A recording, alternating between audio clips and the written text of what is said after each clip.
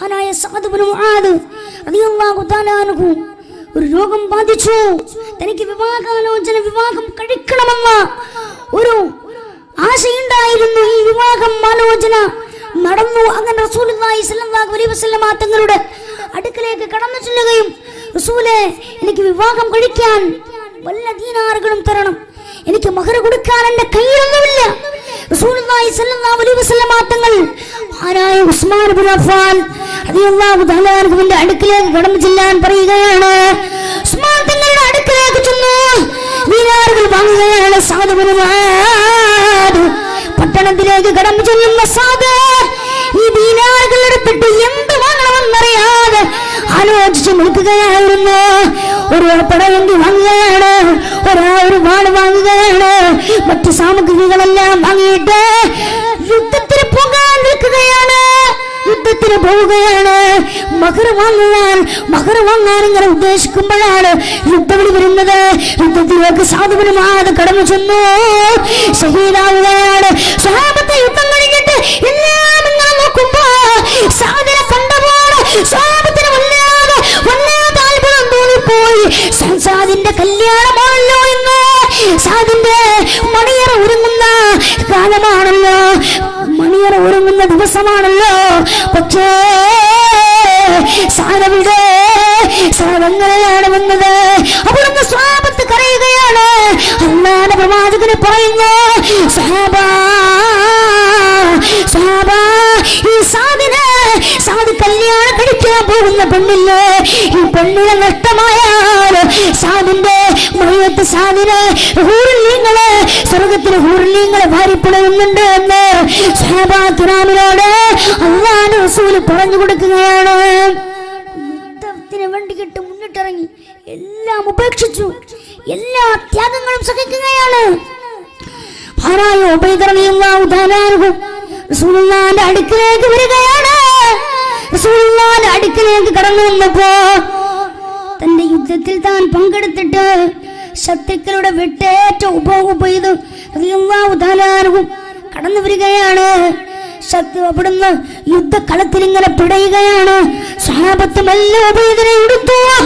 ഉബൈദ റളിയല്ലാഹു തആല അൻഹുവിനെ കൊണ്ടുവരികയാണ്. റസൂലുള്ളാഹി സ്വല്ലല്ലാഹു അലൈഹി വസല്ലമ തങ്ങളുടെ അടുക്കലേക്ക് നബി തങ്ങളോട് ഉബൈദ റളിയല്ലാഹു തആല അൻഹു ചോദിക്കുകയാണ്, നബിയേ,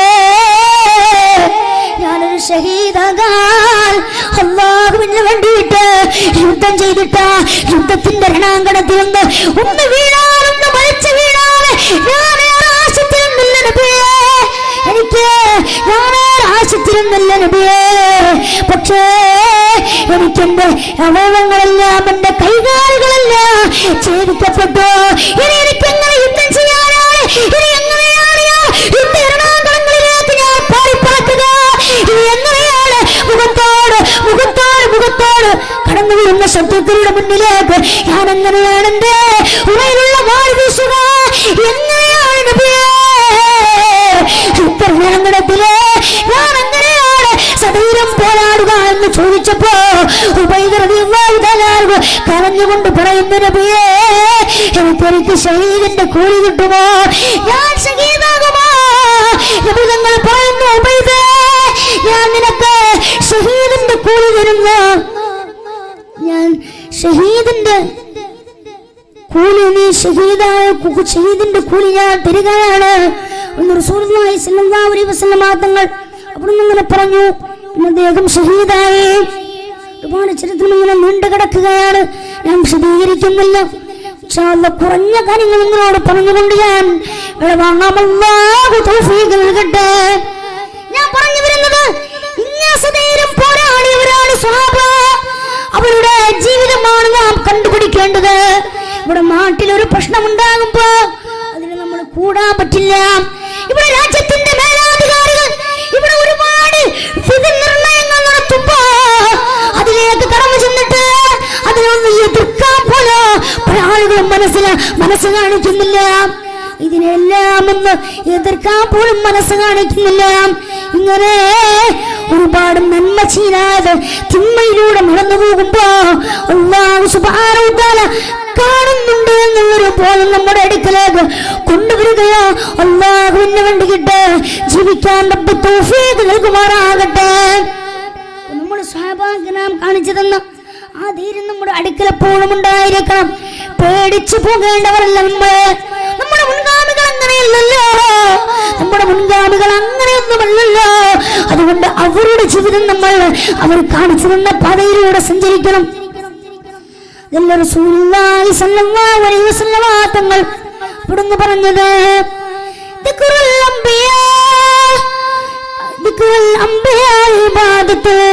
പ്രവാചകന്മാരെ ഓർക്കൽ ആരാധനയാണ്, ഇബാദത്താണ്.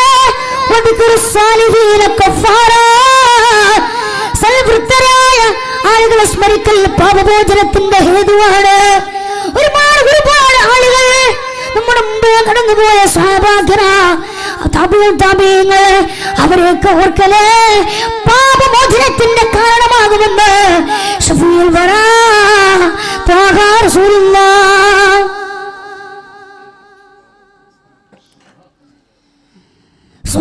സ്വല്ലല്ലാഹു അലൈഹി വസല്ലം തങ്ങൾ നമ്മോട് പറഞ്ഞു തരികയാണ്.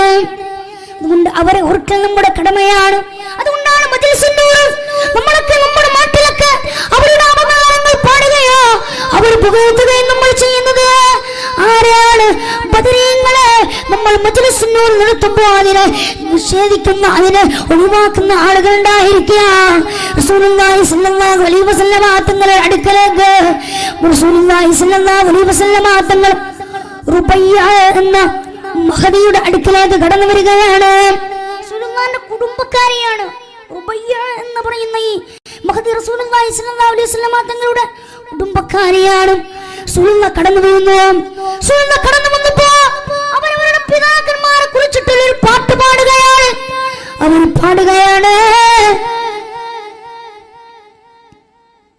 അവരിവിടുന്ന് പാടുകയാണ്.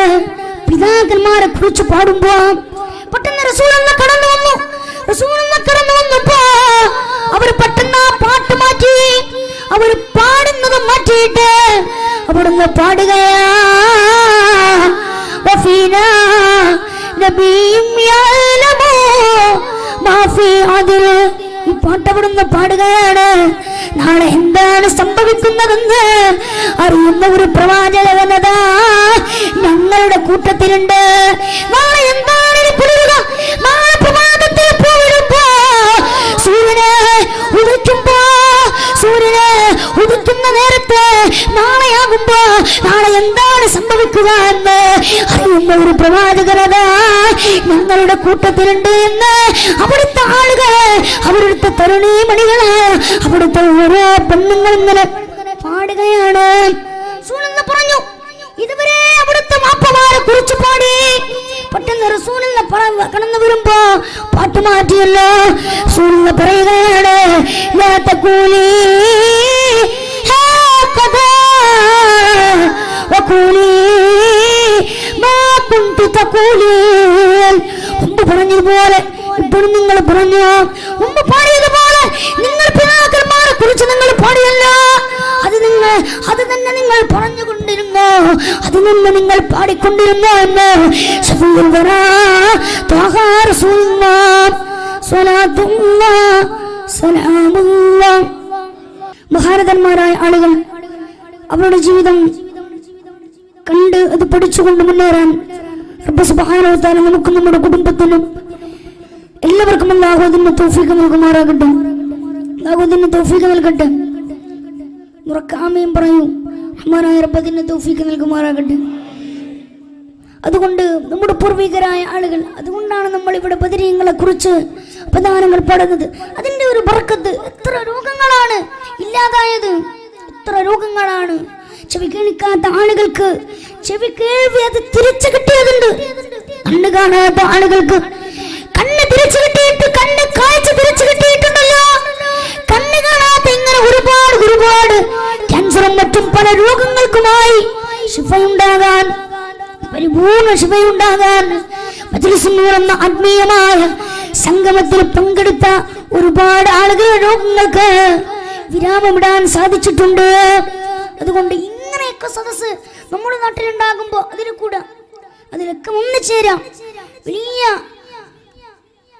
നമ്മുടെ പ്രയാസങ്ങളൊക്കെ അല്ലാഹു അത് മാറ്റിത്തരും. അല്ലാഹു അതിന് തൗഫീഖ് നൽകട്ടെ. അല്ലാഹു തൗഫീഖ് നൽകട്ടെ. ബദരീങ്ങളായ അല്ലാഹുവിന്റെ വേണ്ടിയിട്ട് സധൈര്യം പോരാടിയ ബദരീങ്ങളായ ആ സ്വഹാബിമാര് അവരെ മുൻനിർത്തിക്കൊണ്ട് നമ്മൾ ദുആ ചെയ്താൽ അല്ലാഹു സ്വീകരിക്കും. അല്ലാഹു സുബ്ഹാനഹു വ തആല റബ്ബിന് വേണ്ടി ജീവിക്കാൻ അല്ലാഹു നമുക്ക് തൗഫീഖ് നൽകുമാറാകട്ടെ. നമ്മളിപ്പോഴും ദുആ ചെയ്യാറുണ്ട്. നമ്മൾ അവരെ മുൻനിർത്തി ദുആ ചെയ്യുമ്പോൾ അല്ലാഹു അത് സ്വീകരിക്കും തീർച്ചയായും. അല്ലാഹു പറഞ്ഞത് അസ്തജിബ് ലക്കും, നിങ്ങൾ എന്നോട് ചോദിക്കുക, ഞാൻ നിങ്ങൾക്ക് ഉത്തരം നൽകാമെന്നല്ലേ. അതുകൊണ്ട് റബ്ബിന് വേണ്ടി ജീവിച്ചുകൊണ്ട് നേരാവണ്ണം അവസാന കാലഘട്ടം ലാ ഇലാഹ ഇല്ലല്ലാഹ് എന്ന കലിമ ഉച്ചരിച്ചുകൊണ്ട് ഭരിക്കാൻ റബ്ബ് നമുക്ക് തൗഫീഖ് നൽകുമാറാകട്ടെ. അല്ലാഹു തൗഫീഖ് നൽകട്ടെ. അതുകൊണ്ട് റബ്ബിനെ കുറിച്ച് കരഞ്ഞുകൊണ്ട് നമ്മൾ ദുആ ചെയ്യാം. അല്ലാഹുവിനെ കുറിച്ച് നമ്മുടെ കൺതടങ്ങളിൽ നിന്നും കണ്ണുനീരൊഴുകേണ്ടതുണ്ട്. അല്ലാഹു എല്ലാ വിഷമങ്ങളും മാറ്റിത്തരുന്നതാണ്. അല്ലാഹു എല്ലാ പ്രയാസങ്ങളും മാറ്റിത്തരുന്നതാണ്. അല്ലാഹു അതിന് തൗഫീഖ് നൽകുമാറാകട്ടെ. അല്ലാഹുവിന് വേണ്ടിയിട്ട് കണ്ണീരൊളിപ്പിക്കേണ്ടതുണ്ട്. അല്ലാഹുവിന് വേണ്ടിയിട്ട് കണ്ണീരൊളിപ്പിച്ചതായിരുന്നു ഫുളൈൽ ഇബ്നു ഇയാദ് എന്ന പണ്ഡിതൻ. അല്ലാഹു സുബ്ഹാനഹു വ തആല അവരുടെ രീതിയിൽ അവരുടെ ജീവിതം കണ്ടുപിടിക്കാൻ റബ്ബ് തൗഫീഖ് നൽകട്ടെ. റസൂലുള്ളാഹി പറയുകയാണ്, ലാ യൽജുന്നാറു റജുലുൻ ബക്കാ മിൻ അശിയത്തില്ലാഹ്. റസൂലുള്ളാഹി പറയുന്നു, ഒരാൾ അല്ലാഹുവിനെ ഭയന്നുകൊണ്ട് കരയുകയാണ്. അല്ലാഹുവിനെ ഭയന്നുകൊണ്ട് കരഞ്ഞവനവർ നരകത്തിൽ കടക്കുകയില്ല. ഇങ്ങനെ അകടകളിൽ നിന്ന് പാലെടുത്തു തിരിച്ച് അകടകളിലേക്ക് പോകുന്നത് വരെ അല്ലാഹുവിനെ ഓർത്ത് കരഞ്ഞവരാരോ അവര് നാളെ നരകത്തിലല്ല എന്ന് റസൂലുള്ളാഹി സ്വല്ലല്ലാഹു അലൈഹി വസല്ലം നമ്മെ പഠിപ്പിച്ചല്ലോ. അതുകൊണ്ട് റബ്ബിനെ ഓർത്തുകൊണ്ട് കരയാ, സ്വഹാബാ കിറാം കാണിച്ചു തന്ന പാതയിലൂടെ സഞ്ചരിക്കുക. അല്ലാഹു തൗഫീഖ് നൽകട്ടെ. ഖൈറുൽ ഖുറൂനി ഖർനി ഏറ്റവും നല്ല നൂറ്റാണ്ട് അതെന്റെ നൂറ്റാണ്ടാണ്. പിന്നത് കഴിഞ്ഞിട്ടുള്ള നൂറ്റാണ്ടാണെന്ന്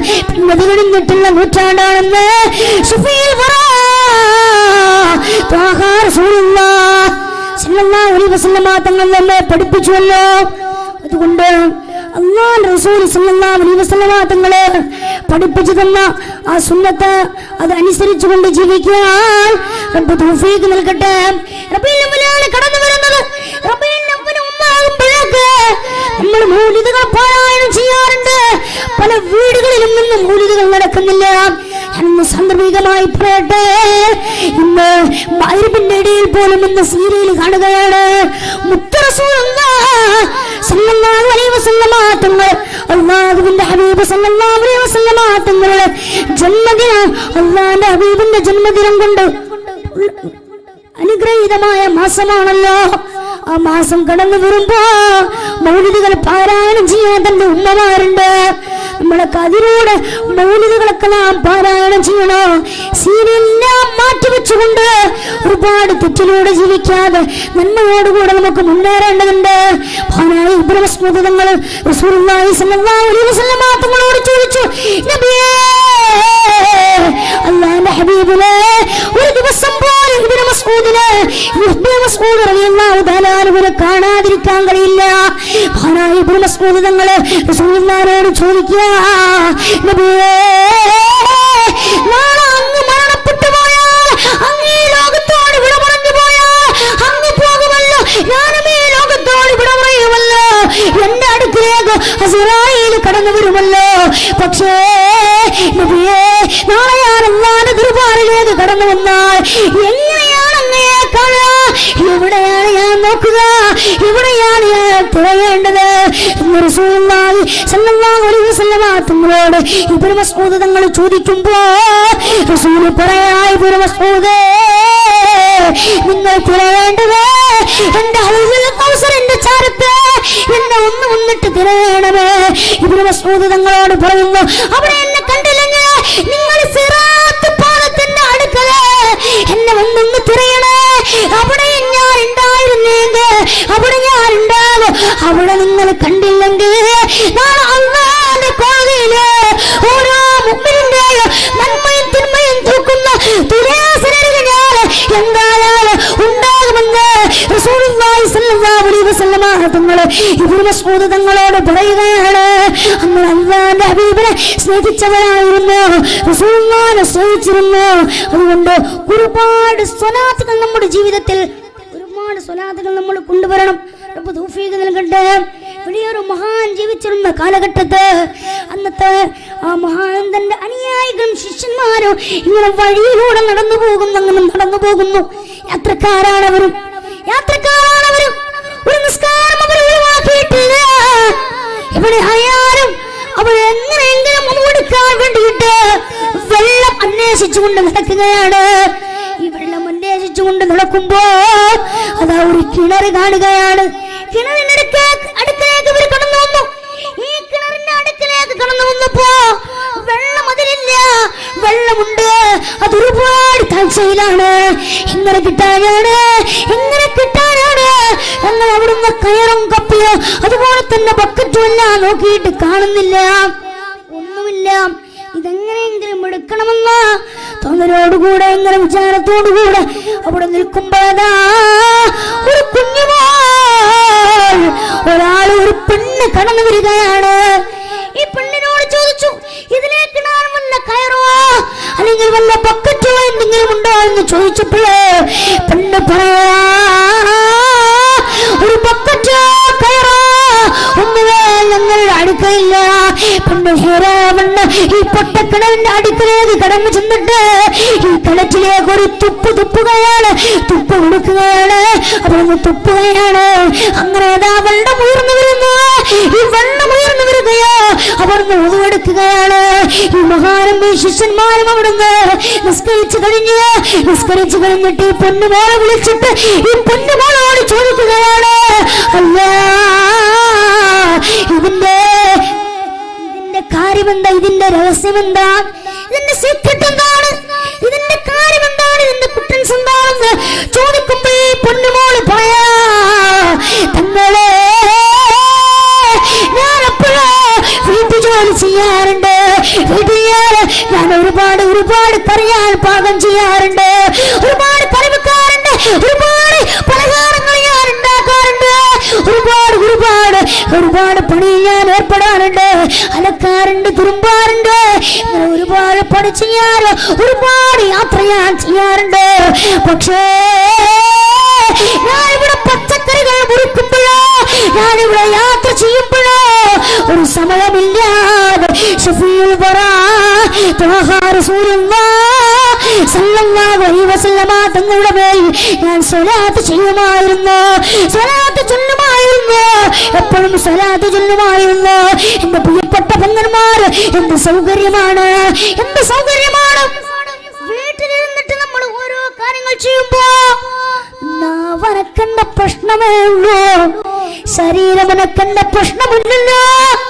മനസ്സറിഞ്ഞുകൊണ്ട് സ്വലാത്ത് ചൊല്ലിക്കഴിഞ്ഞാൽ ഏറെ പ്രതിഫലം കിട്ടുമെന്ന ഒരു സ്വലാത്ത് ചൊല്ലിയാൽ 10 സ്വലാത്ത് ചൊല്ലുന്നതിന്റെ കൂലിയാണ് റസൂലുള്ളാഹി പറഞ്ഞ, എന്റെ മേലിൽ ആരെങ്കിലും സ്വലാത്ത് ചൊല്ലിയാൽ 10 ഇരട്ടി. അല്ലാഹു ഇതിന് തൗഫീഖ് നൽകട്ടെ. റബ്ബ് സുബ്ഹാനഹു വ തആല നമ്മുടെ നാട്ടിലൊക്കെ മിലാദുകളൊക്കെ നല്ല രീതിയിൽ നടന്നുകൊണ്ട് റസൂലുള്ളാഹി സ്വല്ലല്ലാഹു അലൈഹി വസല്ലമ തങ്ങളുടെ പേരിൽ സ്വലാത്ത് ചൊല്ലാനുള്ള തൗഫീഖ് അല്ലാഹു സുബ്ഹാനഹു വ തആല നമുക്ക് നൽകുമാറാകട്ടെ.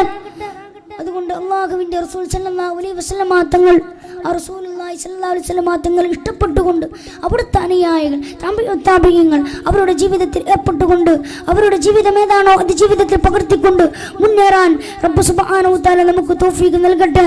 അല്ലാഹു തൗഫീഖ് നൽകുമാറാകട്ടെ. സലാത്തുല്ലാഹി